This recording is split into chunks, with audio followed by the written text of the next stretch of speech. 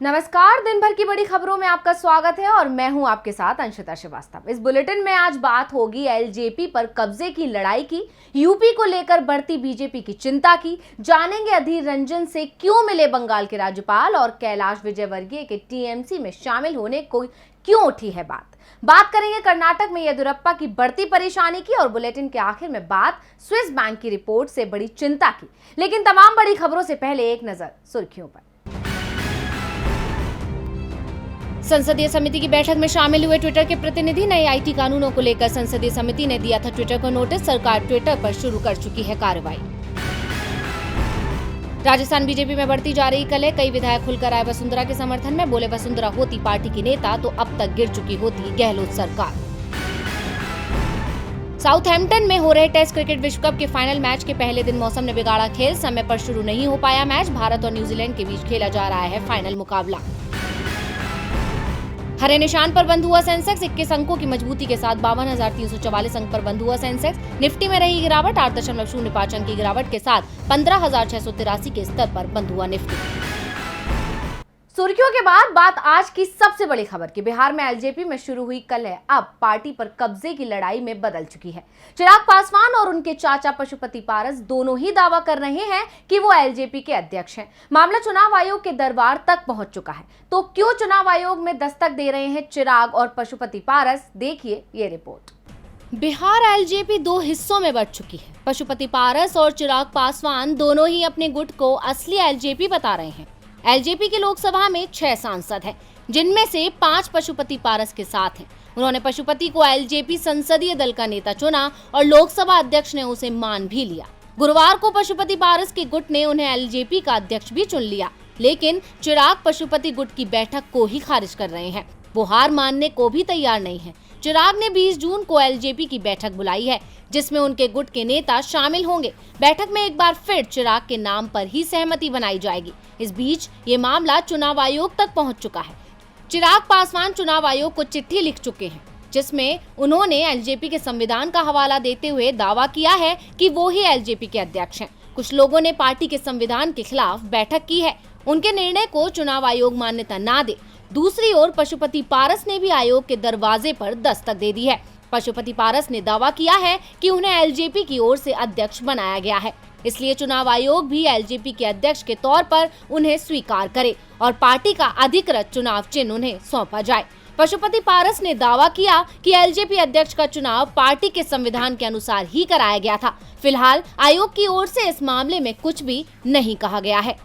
किसके पक्ष में फैसला देगा चुनाव आयोग? वैसे अभी आयोग दोनों के दावों को लेकर कई सवाल जवाब कर सकता है। सवाल जवाबों के बीच यूपी में बीजेपी भी फंसी हुई है। यूपी में चुनाव नजदीक है और विधायकों को समझ में नहीं आ रहा है कि जनता के बीच कैसे जाएं। पार्टी की ओर से भी बड़े बदलाव के संकेत मिल रहे हैं। पार्टी महासचिव बीएल संतोष 1 महीने में दूसरी बार लखनऊ जा रहे हैं। तो क्या योगी आदित्यनाथ को हटाने की फिर से हो रही है तैयारी, या फिर स्वतंत्र देव सिंह का अध्यक्ष पद फंस सकता है मुश्किल में? देखिए रिपोर्ट। यूपी विधानसभा चुनाव नजदीक है, लेकिन पार्टी में सब कुछ ठीक नहीं चल रहा। कई विधायक योगी आदित्यनाथ की कार्यशैली से नाराज हैं। पार्टी के अंदर से नेतृत्व परिवर्तन की मांग भी उठी, लेकिन चुनावों से ठीक पहले योगी को हटाने का फैसला लेने का साहस पार्टी नहीं जुटा पाई। पार्टी के सर्वे में ये भी साफ था कि आज की स्थिति में चुनाव होने पर पार्टी को भारी नुकसान होना तय है। जनता योगी से नाराज है, लेकिन यदि योगी आदित्यनाथ को हटाया गया तो नुकसान और भी ज्यादा बड़ा हो जाएगा, क्योंकि योगी आदित्यनाथ के समर्थकों की संख्या भी प्रदेश में बहुत है, जिन्हें बीजेपी का वोट बैंक माना जाता है। इसके बाद से ही योगी आदित्यनाथ के नेतृत्व में चुनाव लड़ने का फैसला किया गया, लेकिन अभी भी हालात बीजेपी के खिलाफ ही दिखाई दे रहे हैं, जिसे देखते हुए बीजेपी के महासचिव बीएल संतोष लगातार लखनऊ का दौरा कर रहे हैं। 21 जून को वो एक बार फिर लखनऊ जा रहे हैं। संकेत है कि यूपी बीजेपी में कुछ बड़ा होने वाला है। बीएल संतोष के लखनऊ दौरे से पहले यूपी बीजेपी अध्यक्ष स्वतंत्र देव सिंह ने उनसे मुलाकात की। इस दौरान राज्य की स्थिति पर चर्चा हुई। दावा किया जा रहा है कि संगठन स्तर पर बड़े बदलाव का फैसला हो सकता है और बीजेपी महासचिव के लखनऊ दौरे के बाद कोई निर्णय पार्टी ले सकती है। इसके साथ ही यूपी कैबिनेट विस्तार पर भी चर्चा होनी है। ए के शर्मा का मंत्री बनना अब तय माना माना जा रहा है। शुरुआत में ए.के. शर्मा के नाम पर नाराजगी जताने वाले सीएम योगी भी उन्हें मंत्री बनाने को तैयार हो गए हैं।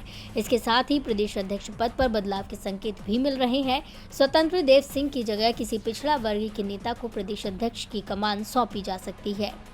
यूपी बीजेपी मुश्किल में फंसी हुई है। चुनाव से पहले नेता नाराज दिखाई दे रहे हैं, उन्हें अपने पाले में रखने की कोशिशें हो रही हैं। विपक्ष के नेताओं पर भी बीजेपी की नजर है। सिर्फ यूपी में नहीं बल्कि पूरे देश में बीजेपी बड़े विपक्षी नेताओं को अपने पाले में करना चाहती है। लोकसभा में कांग्रेस के नेता अधीर रंजन चौधरी पर भी बीजेपी की नजरें हैं। आज जब पश्चिम बंगाल के राज्यपाल ने अधीर से मुलाकात की तो कई सवाल खड़े हो गए। कांग्रेस में भी हलचल मच गई। देखिए रिपोर्ट। महामारी के दौरान देश में स्वास्थ्य व्यवस्था के जो हालात पैदा हो गए थे, उसके बाद से ही बीजेपी की मुश्किलें बढ़ती दिख रही हैं। पार्टी को जनता की नाराजगी का सामना करना पड़ रहा है। ये नाराजगी कुछ दिनों बाद होने वाले 5 राज्यों के विधानसभा चुनावों के दौरान वोटों में बदली तो बीजेपी की हार तय मानी जा रही है। बीजेपी इस नाराजगी को कम करने की कोशिश कर रही है। साथ ही विपक्षी दलों के नेताओं को अपनी पार्टी में शामिल कर पार्टी कार्यकर्ताओं को मैसेज देने की कोशिश कर रही है कि बीजेपी अभी भी देश में सबसे लोकप्रिय पार्टी है। इसी कड़ी में राष्ट्रीय राजधानी के दौरे पर आए पश्चिम बंगाल के राज्यपाल जगदीप धनखड़ ने गुरुवार शाम लोकसभा में कांग्रेस के नेता और पश्चिम बंगाल कांग्रेस अध्यक्ष अधीर रंजन चौधरी से उनके आवास पर मुलाकात की है। धनखड़ की अधीर से मुलाकात की खबरों से कांग्रेस में हलचल मच गई है। मुलाकात के बाद धनखड़ ने ट्वीट किया, दिल्ली में आज एक कप कॉफी से अधिक बातचीत हुई। अधीर रंजन चौधरी 17वीं लोकसभा में भारतीय राष्ट्रीय कांग्रेस के नेता और बेरहमपुर से संसद सदस्य के साथ। हालांकि ट्वीट में शिष्टाचार भेंट के बारे में ही संकेत दिया गया, लेकिन कांग्रेस बैठक के समय को लेकर संशय में है। अधीर ने भी इस मामले में अभी तक कोई टिप्पणी नहीं की है। धनखड़ अधीर से मिलने के बाद गृह मंत्री अमित शाह से मिले। आमतौर पर किसी राज्यपाल की गृह मंत्री से मुलाकात को सामान्य मुलाकात माना जाता है, लेकिन अमित शाह से पहले अधीर से धनखड़ की मुलाकात ने कई सवालों को जन्म दे दिया है। अधीर को लेकर दिल्ली से पश्चिम बंगाल तक कांग्रेस के अंदर हलचल देखी जा रही है। सवाल पूछे जा रहे हैं कि क्या अधीर बीजेपी में जा सकते हैं। वैसे सवाल विजयवर्गीय को लेकर भी पूछे जा रहे हैं कि क्या विजयवर्गीय टीएमसी में जा रहे हैं। बीजेपी कार्यकर्ता ही अब विजयवर्गीय का विरोध कर रहे हैं। तो क्यों अचानक बंगाल में शुरू हुआ विजयवर्गीय का विरोध, देखें ये रिपोर्ट। पश्चिम बंगाल विधानसभा चुनावों से पहले बीजेपी की हर बड़ी बैठक में कैलाश विजयवर्गीय जरूर दिखाई देते थे, लेकिन चुनावों के बाद होने वाली बैठक में विजयवर्गीय अचानक गायब होने लगे हैं। बंगाल में बीजेपी नेता शिव प्रकाश की अध्यक्षता में पार्टी के प्रदेश पदाधिकारियों की बैठक आयोजित की गई, जिसमें कैलाश विजयवर्गीय नहीं पहुंचे। बंगाल बीजेपी विधानसभा चुनावों में हार के पीछे कैलाश विजयवर्गीय की रणनीति को ही जिम्मेदार मान रही है। पहले से ही पार्टी कार्यकर्ता विजयवर्गीय को लेकर गुस्से में थे और जब विजयवर्गीय बैठक में नहीं पहुंचे तो उनका गुस्सा अब सड़क पर दिख रहा है। कोलकाता की सड़कों पर पोस्टर दिखाई देने लगे हैं जिन पर कैलाश विजयवर्गीय वापस जाओ के नारे दिख रहे हैं। दावा किया जा रहा है कि ये पोस्टर बीजेपी कार्यकर्ताओं ने ही लगाए हैं। पार्टी में कई लोग कैलाश के फैसलों पर सवाल उठा रहे हैं। दावा यहां तक किया जा रहा है कि मुकुल रॉय की टीएमसी में वापसी के पीछे भी कैलाश विजयवर्गीय का ही हाथ है। यदि विजयवर्गीय चाहते तो मुकुल रॉय बीजेपी में ही होते। बैठक में मुकुल रॉय की टीएमसी में वापसी और बीजेपी की हार को लेकर विजयवर्गीय से सवाल किए जाने थे, इसलिए वो बैठक में नहीं पहुंचे। बीजेपी समर्थक एक नेता ने तो दावा किया है कि विजयवर्गीय भी टीएमसी में जा सकते हैं, क्योंकि वो मुकुल रॉय के साथ ही रहते थे और टीएमसी में भी उन्हें मुकुल रॉय का साथ मिल जाएगा। पश्चिम बंगाल से विजयवर्गीय को वापस भेजने के पोस्टर बीजेपी कार्यकर्ता लगा रहे हैं, तो कर्नाटक में बीजेपी के विधायक सीएम येदियुरप्पा को हटाने की मांग कर रहे हैं। राज्य बीजेपी प्रभारी अरुण सिंह कर्नाटक के दौरे पर हैं और विधायकों से मिलकर वो उनकी शिकायतें सुन रहे हैं। कई विधायकों ने तो बीजेपी प्रभारी से येदियुरप्पा को हटाने की बात कही है। तो क्यों बीजेपी में येदियुरप्पा के खिलाफ उठ रही हैं आवाजें, देखिए रिपोर्ट।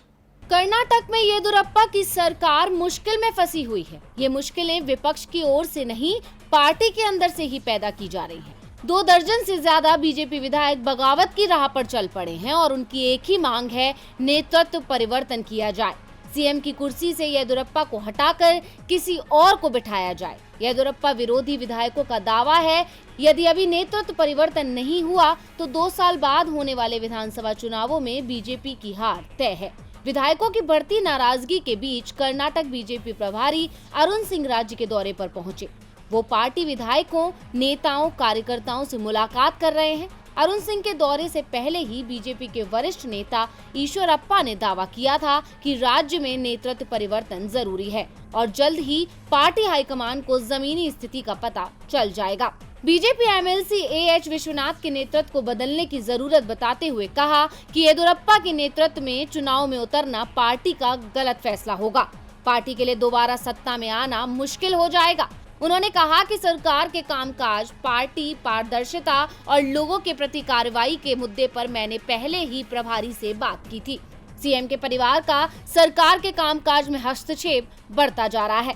जनता उनके बेटे की दखलंदाजी की बातें कर रही है। आपको बता दें कि इससे पहले यूपी में भी नेतृत्व परिवर्तन की बात शुरू हुई थी। उत्तराखंड में तो बीजेपी ने सीएम बदल भी दिया। ऐसे में क्या येदियुरप्पा की कुर्सी भी जाने वाली है, ये देखना होगा।